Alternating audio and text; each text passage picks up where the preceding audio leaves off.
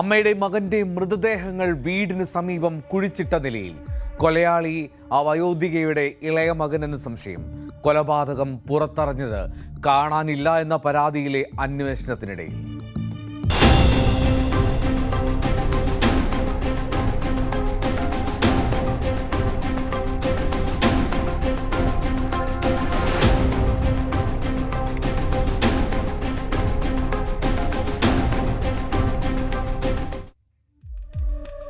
ഇടുക്കി നെടുങ്കണ്ടം പച്ചടി തോട്ടുവാക്കട സ്വദേശിയായിട്ടുള്ള 70 വയസ്സുകാരി പൊന്നുട്ടയിൽ മേരിക്കുട്ടി, അവരുടെ മകൻ 48 വയസ്സുള്ള റജി, ഈ രണ്ടുപേരുടെ മൃതദേഹങ്ങളാണ് അവരുടെ വീടിന് സമീപം കുഴിച്ചിട്ട നിലയിൽ കണ്ടെത്തിയത്.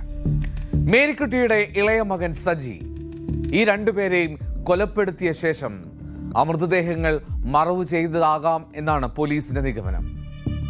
ഏതാനും ആഴ്ചകളായി മേരിക്കുട്ടിയെയും ഈ മകൻ റജിയെയും കാണാൻ ഇല്ലായിരുന്നു നാട്ടിൽ തന്നെ.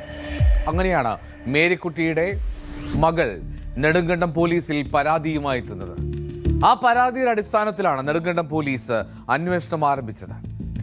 പോലീസ് അങ്ങനെ ഇവരുടെ വീട്ടിലെത്തി പരിശോധന നടത്തി. അപ്പോഴാണ് വീടിന് സമീപത്തുള്ള ആ കൃഷിയിടത്തിൽ മണ്ണിങ്ങനെ ഇളകിക്കിടക്കുന്നത് ശ്രദ്ധയിൽപ്പെടുന്നത്. അങ്ങനെ അവിടെ കൂടുതൽ പരിശോധന നടത്തിയപ്പോൾ ചില മൃതദേഹ അവശിഷ്ടങ്ങൾ കണ്ടെത്തുകയായിരുന്നു. SP പറയും.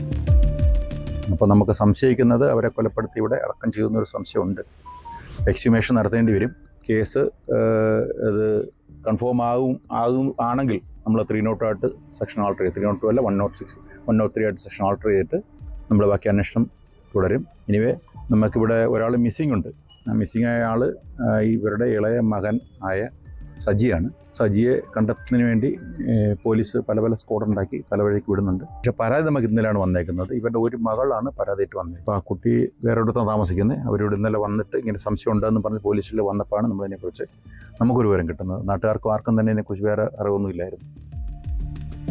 ഉന്നത പോലീസ് ഉദ്യോഗസ്ഥരുടെയും പോലീസ് സർജന്റെയും ഒക്കെ സാന്നിധ്യത്തിലാണ് അവിടെ കൂടുതൽ പരിശോധന നടത്തിയത്. ആ പരിശോധനയിൽ 2 മൃതദേഹങ്ങളും അങ്ങനെ കണ്ടെത്തി. ഈ മൃതദേഹങ്ങൾ രണ്ടും അഴുകിയ നിലയിലാണ്. അതായത് ഏകദേശം 15 ദിവസത്തോളം ആ മൃതദേഹങ്ങൾക്ക് പഴക്കമുണ്ട് എന്നാണ് നിഗമനം. പോസ്റ്റ്മോർട്ടത്തിനായി ഇടുക്കി മെഡിക്കൽ കോളേജിലേക്ക് കൊണ്ടുപോയിരിക്കുകയാണ്. റജിയും പ്രതി എന്ന് സംശയിക്കുന്ന സഹോദരൻ സജിയും ഇരുവരും തമ്മിൽ മദ്യപിച്ച് വഴക്കുണ്ടാക്കുന്നത് പതിവാണ്. സ്ഥിരം പരസ്പരം പ്രശ്നങ്ങൾ ഉണ്ടാക്കുന്ന സഹോദരങ്ങൾ. അയൽക്കാരെയും സഹോദരിയെയും അടക്കമുള്ള ബന്ധുക്കളെയും ഇവരെയൊക്കെ വീട്ടിലേക്ക് ഈ 2 പേരും അടുപ്പിച്ചിരുന്നില്ല എന്നാണ് ആ നാട്ടുകാർ പറയുന്നത്. പലവിധ അസുഖങ്ങളാൽ ബുദ്ധിമുട്ടുന്ന ആ വയോധിക അമ്മയെ കാണാൻ വേണ്ടി ആ സഹോദരിമാർക്ക് വീട്ടിലെത്താൻ പോലും വിലക്കായിരുന്നു. അതിനുള്ള അനുവാദം നൽകില്ലായിരുന്നു ആ സഹോദരങ്ങൾ. ഒരാഴ്ച ആയെന്നാണ് ഞങ്ങൾ പറഞ്ഞത്. പക്ഷേ ഇവിടെ പറയുന്ന കഴിഞ്ഞ 9 തൊട്ട് കാണുന്നില്ലെന്ന് പറഞ്ഞു. 9 തൊട്ട് നമുക്കറിയില്ല അത് ശരിക്കും. ഈ സംശയം തോന്നിൻ്റെ പേരിലാണ് നമ്മൾ ഈ അമ്മേനെ 2 വർഷം മുന്നേ ഞാൻ തേനിക്കാണാൻ കൊണ്ട് ചികിത്സിച്ച് പോയത്. ഈ 2 പേരും തമ്മിൽ എപ്പോഴും കള്ളുകൂടിയും അലമ്പുവാണ് ചേട്ടന്മാർ. ഞങ്ങളെ ഇങ്ങനെ അടുപ്പിക്കൽ കരുതി 2 പേരും കരുതില്ല. വഴക്കും ഒക്കെയാണ് തമ്മിൽ അങ്ങോട്ട് അടിയും ഇടിയും വെള്ളമൊക്കെയാണ്. ഞങ്ങളെ കരുതി ഞങ്ങളൊന്നും വരാറുമില്ലായിരുന്നു. സഹോദരി ഭർത്താവിന്റെ പ്രതികരണമാണ് കണ്ടത്. റജിയും സജിയും തമ്മിൽ മദ്യപാനത്തെ തുടർന്നുണ്ടായ കയ്യാങ്കളി അത് കൊലപാതകത്തിൽ കലാശിച്ചു എന്നാണ് പോലീസിന്റെ നിഗമനം. പ്രതി എന്ന് കരുതുന്ന സജി അയാൾ കഴിഞ്ഞ ദിവസം വരെ ആ വീട്ടിലുണ്ടായിരുന്നു. ഈ പോലീസ് സംഘം കഴിഞ്ഞ ദിവസം ആ പ്രദേശത്തെത്തിയപ്പോൾ മുതലാണ് ഇയാൾ ഒളിവിൽ പോകുന്നത്. സജിയെ കണ്ടെത്താൻ വേണ്ടി പോലീസ് അന്വേഷണം ഊർജിതമാക്കിയിട്ടുണ്ട്. അയാളുടെ ഫോൺ സ്വിച്ച് ഓഫ് ആണെന്നാണ് പോലീസ് പറയുന്നത്.